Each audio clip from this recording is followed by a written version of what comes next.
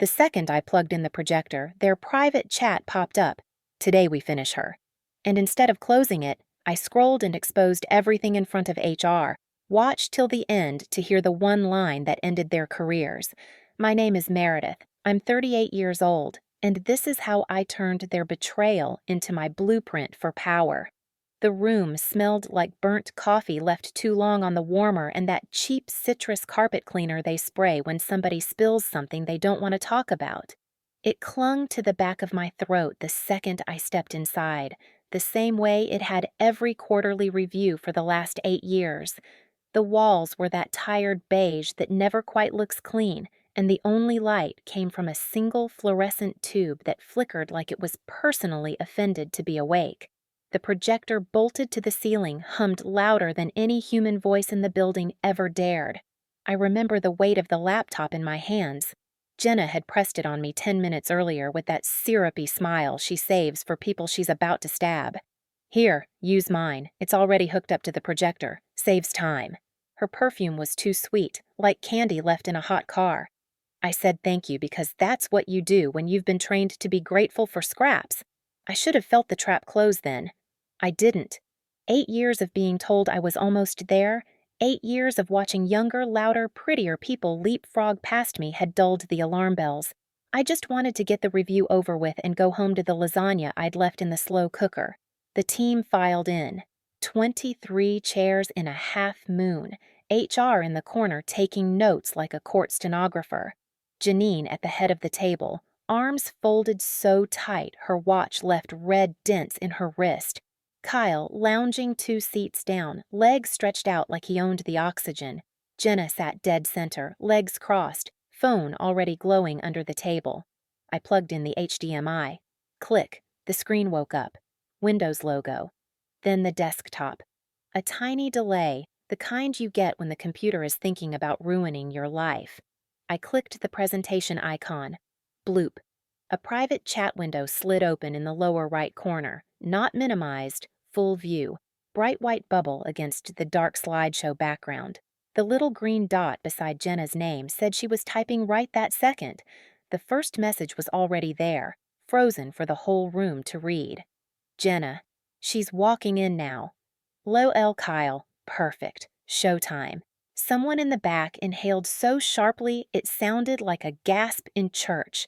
I felt every pair of eyes swing from the screen to me and back again, like they were watching a tennis match no one had bought tickets for. My pulse was steady. Strangely steady. The way it gets right before you step off a curb and realize the car is closer than you thought. Jenna's fingers froze over her phone. Kyle's coffee cup stopped halfway to his mouth. A single brown drip clung to the rim, then let go and splattered on his khakis. He didn't notice. I didn't move to close the window. I didn't flinch. I just looked at the screen, then at them, and I smiled the smallest, calmest smile I'd smiled in years. Since this concerns today's review, I said, voice level, almost gentle. Let's read it together, shall we? HR coughed so hard I thought she'd choke. Janine's mouth opened, closed, opened again. No sound came out. I used the trackpad and scrolled. Slowly. One message at a time. Each new line landed like a stone dropped down a well. Jenna. She spent all weekend on the Dawson deck. I just swapped the cover slide with my name. Kyle. Good. Tell Dawson it was your concept. She'll never call him to check. Jenna. She thinks today's about fairness. LMAO. Kyle. Don't worry. Today we finish her. The silence thickened until it had weight. You could have leaned on it. I kept scrolling. Screenshots I'd taken of my own calendar being forwarded to Kyle with the caption, "Look how desperate she is for approval." Voice memos transcribed where they laughed about my outfits, my hair, the way I said, "you know," when I was nervous. Every petty knife they'd slipped between my ribs over the last 18 months, laid out in 12-point Helvetica. When I reached the end, I let the cursor blink for 3 full seconds. Just enough for the room to stew. Then I double-clicked a folder on Jenna's own desktop. She'd named it Old Stuff. Cute. Inside was my folder. The one I'd built since April when the first weird review score showed up and my gut whispered that something was rotting.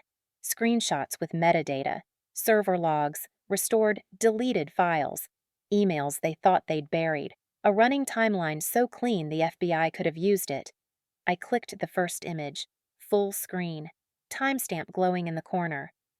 "Notice the admin trail," I said, conversational, like we were discussing the weather. "That's Kyle's login changing my performance notes at 2:14 a.m. on a Saturday. Bold choice." Janine made a sound like a stepped-on mouse. I clicked again. The original Dawson deck, my name on every footer, sent to the client 48 hours before Jenna's version magically appeared. Again. Slack messages where Jenna asked IT to lose my backup because Meredith keeps submitting the wrong files. It had forwarded me the request. I never mentioned it. I just saved it. I went through all of it, no rush, no raised voice, letting the projector do the screaming for me. The humming bulb overhead sounded almost triumphant. When the last slide faded to black, Samantha, the intern who everyone forgot was in the room, raised one trembling hand. I have the same backup Meredith sent me to proofread. It's on my drive too, with her original comments in the margins." You could have heard a staple drop. Kyle stood so fast his chair rolled back and cracked against the wall. Jenna stayed perfectly still, both hands flat on the table like she was trying to keep the building from taking off. HR finally found her voice. Everyone out except department leads. Now." Chairs scraped, shoes shuffled. Someone's water bottle hit the floor and rolled in sad circles. I closed the laptop with a soft click, gathered my single folder, and looked straight at Janine. "I'll wait in your office," I said. I walked out slow enough for them to watch every step. They were still laughing when the door closed behind me. Nervous laughter now, the kind people make right before they realize the joke's on them. I never raised my voice once. I didn't need to. I had already won. I sat in Janine's office with my hands folded in my lap like I was waiting for a routine dentist appointment instead of the fallout of a public execution. The air vent overhead gave its familiar winter whistle even though it was only September. The building always ran cold like it was trying to punish us for existing.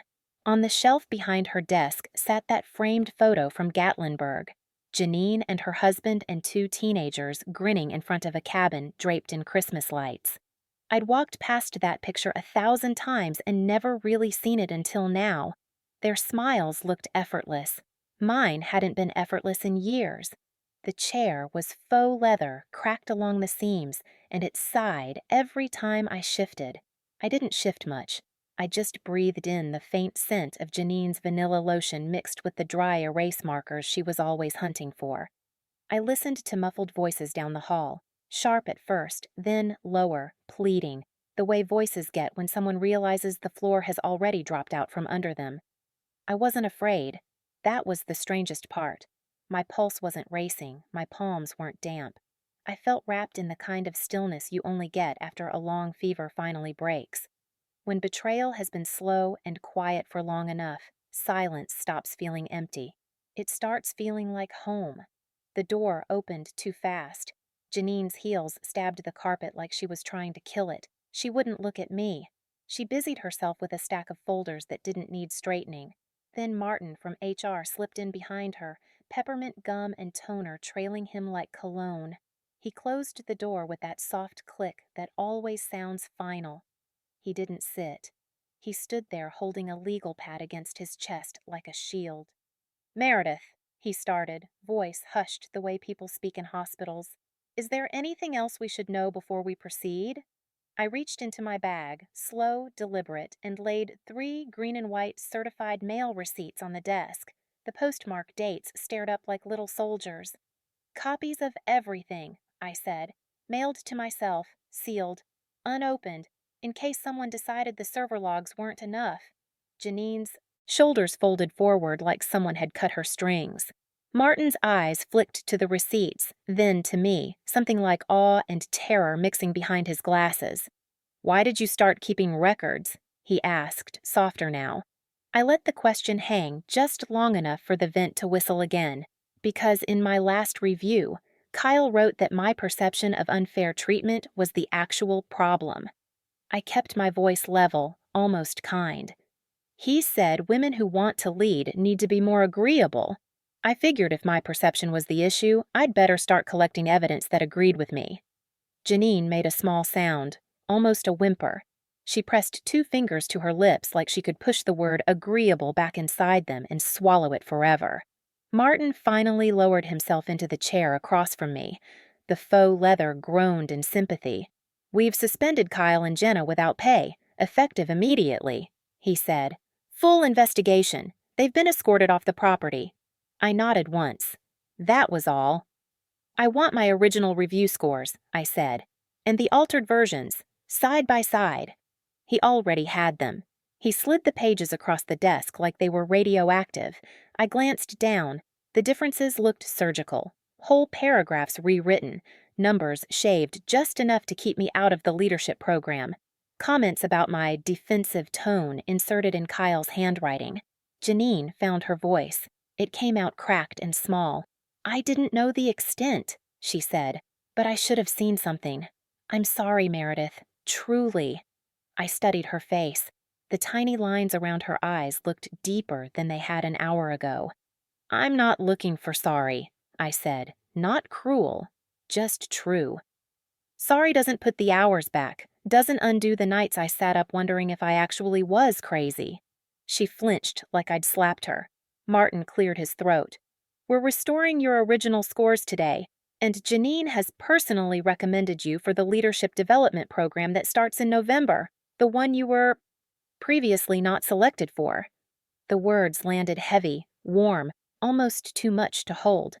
I felt them settle behind my ribs and push against the scar tissue that had grown there. "Everything in writing," I said. "By end of day," Janine answered quickly. Too quickly. I exhaled through my nose, slow, tasting vanilla and toner and the faint metallic edge of justice. Martin stood. "We'll need you to stay available while we finish statements. It shouldn't be long." He meant while they finished carving up Kyle and Jenna in the conference room. I didn't need to watch.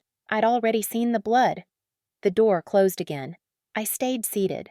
Afternoon light slanted through the blinds and painted gold bars across the carpet. Dust floated inside them like slow-motion snow. I watched it drift and realized how exhausted I was. Not dramatic, fall-over exhausted. The quiet kind that sits in your bones after you've carried something invisible for months. Some betrayals don't leave bruises, I thought. They just teach you how to live without trusting the air. A soft knock, different rhythm this time.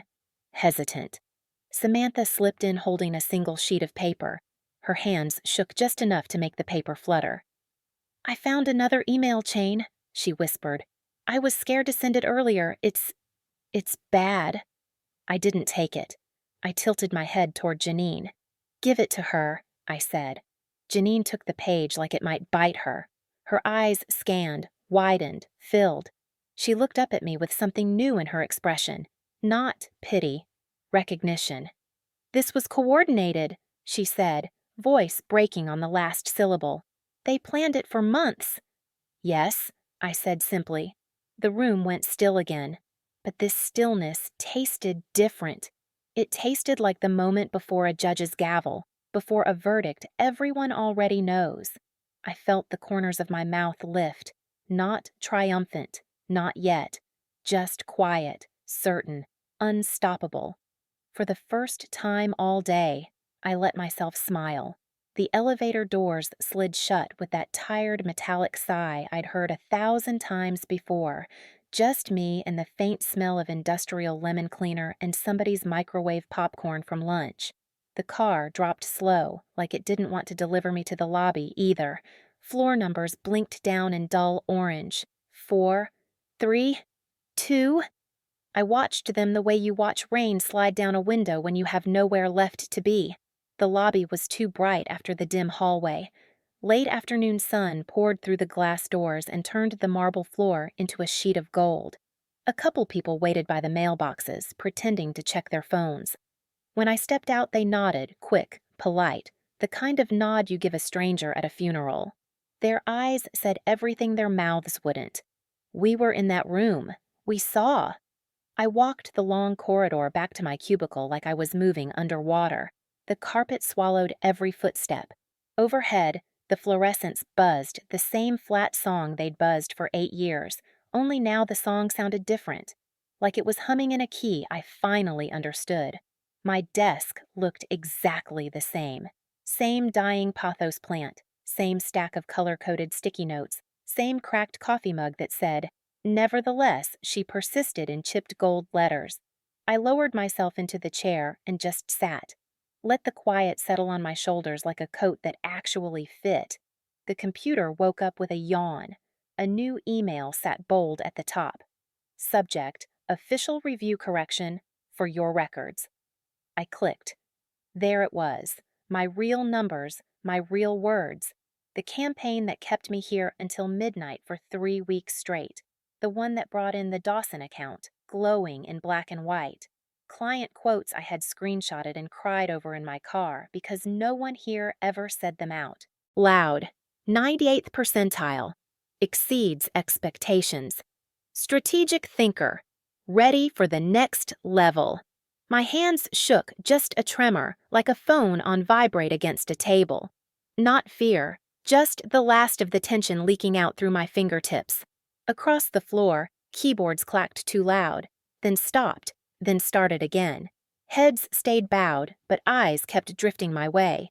I could feel them the way you feel heat from a fire you're not supposed to stand too close to. Let them look. Let them wonder how the woman they watched get quietly dismantled for months was still breathing, still upright, still calm. Jenna's desk sat empty 20 feet away. Her neon pink nameplate caught the light like it was trying to scream. That ridiculous boss babe mug still held the ghost of her cold latte, a faint brown ring drying inside the ceramic. The irony sat heavy in my throat, but I didn't laugh. Laughter felt too small for what was happening. Samantha appeared at the edge of my cubicle, hugging a notebook to her chest like body armor. "Hey," she whispered, even though half the floor had already gone home.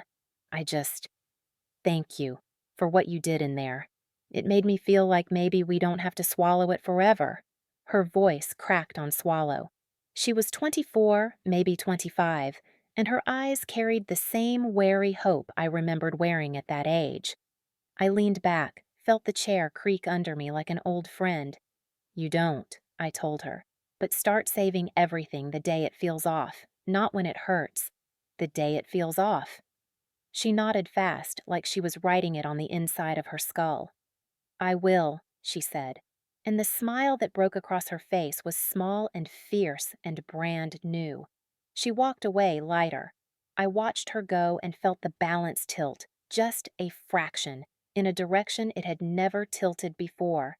The rest of the afternoon drifted. Phones rang softer, printers sounded farther away. Around 6, another email slid in from Janine.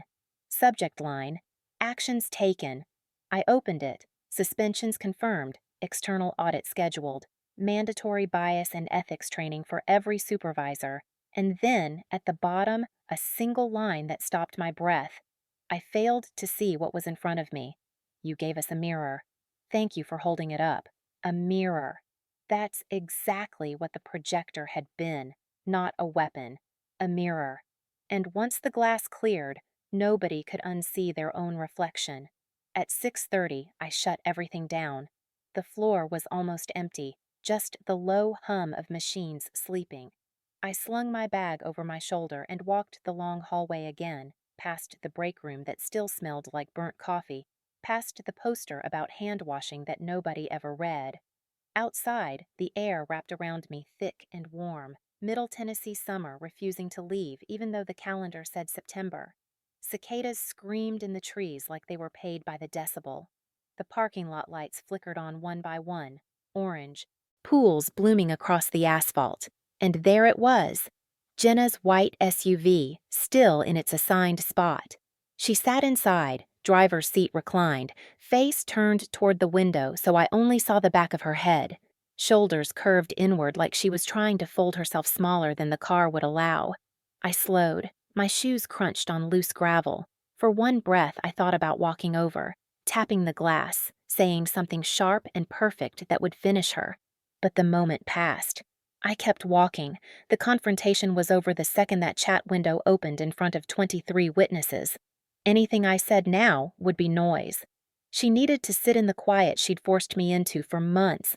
She needed to taste it until it coated her tongue. My car was warm from the day, the leather seat almost hot through my skirt. I slid the key in, listened to the engine turn over smooth and sure. Pulled out slow, past her still shape in the rearview mirror, past the building that looked smaller every second. The drive home blurred. Red lights turned green without me noticing. Radio stayed off. I rolled the windows down and let the heavy air slap my face awake. When I pulled into my driveway, the porch light was on timer, same as always. Crickets replaced cicadas here, softer, steadier. I kicked off my shoes inside the door, felt cool hardwood under bare feet, walked straight through the dark house to the back deck. The sky had gone deep indigo, the last strip of orange bleeding out behind the hills. A neighbor's sprinkler hissed across the fence in perfect arcs. I leaned against the railing and breathed until my lungs felt wide enough to hold the whole night. My phone lit up against the darkness. A text from someone I hadn't spoken to in 2 years. Rachel. She'd left the company quietly after Kyle called her abrasive one too many times. Saw what happened today. You spoke for every single one of us who never got the chance. Thank you. I stared at the glowing screen until the letters blurred. That's the trick betrayal plays. It convinces you you're alone, that the problem is you, that if you just tried harder, smiled wider, documented nothing, it would stop. But sometimes one person refuses to look away. Sometimes one person turns on the projector, and the whole room finally sees. The morning light slipped through the half-open blinds and landed across my bed like warm honey. I woke before the alarm, not with a jolt, but with the slow, deliberate opening of eyes that finally trusted the day. My body felt strangely light, as if someone had come in the night and removed the sandbags I'd been carrying across my chest for months. I lay there listening to the house breathe, the soft creak of old beams, the distant hum of the refrigerator downstairs, the first brave bird testing its voice outside the window.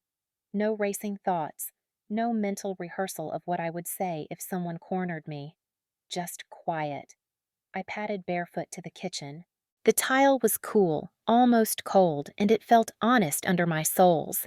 I filled the kettle the slow way, watching water tremble against the steel. While it heated, I opened the back door and let the Nashville air roll in, thick, sweet, still holding last night's rain in its folds.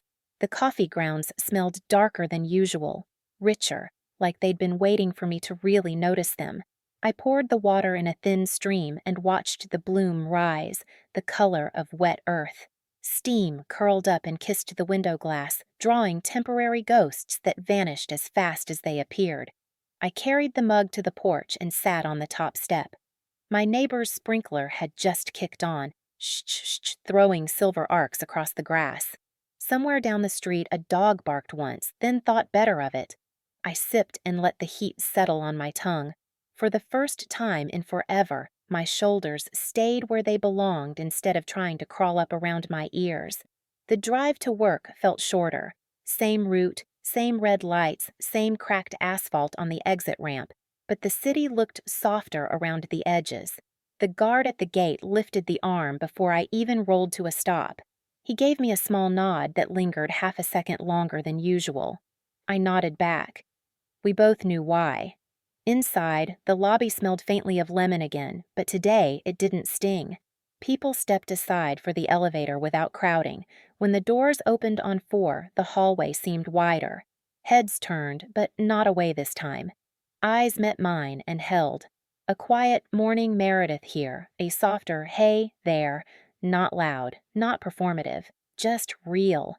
My desk had been touched. Someone had watered the pothos. New green leaves glistened like they'd been polished. Tucked beneath my keyboard was a single piece of company letterhead, folded once. I opened it carefully, the way you open something that might bite. Thank you for not going silent. No signature. The ink was blue. Hurried. Human. I slipped it between the pages of the notebook that had once held only evidence and now held something new. I didn't smile yet, but the corners of my mouth felt the tug. Janine's door was open when I passed. She looked up from her screen like she'd been waiting.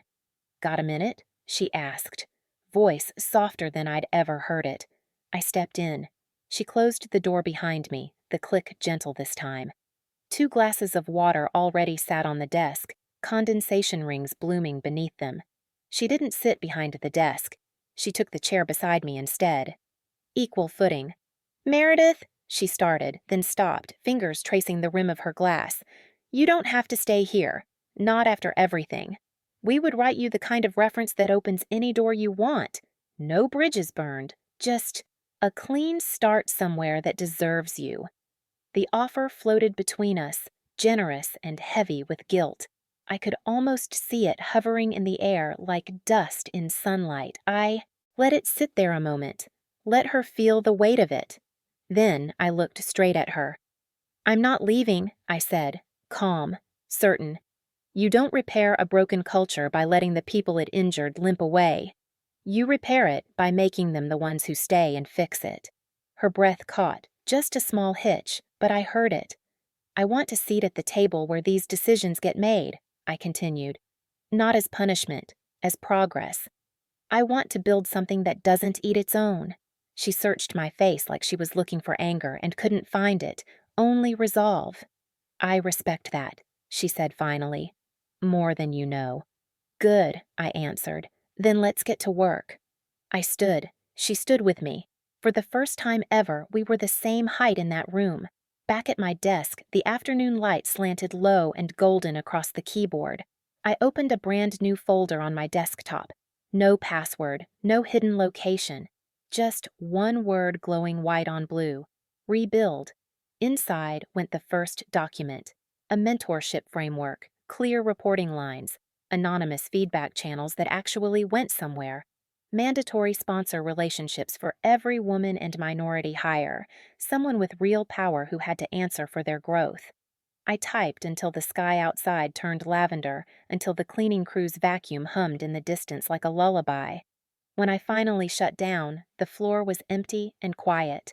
Jenna's desk had been stripped bare, no nameplate, no mug, just clean surface and the faint rectangle where things used to sit.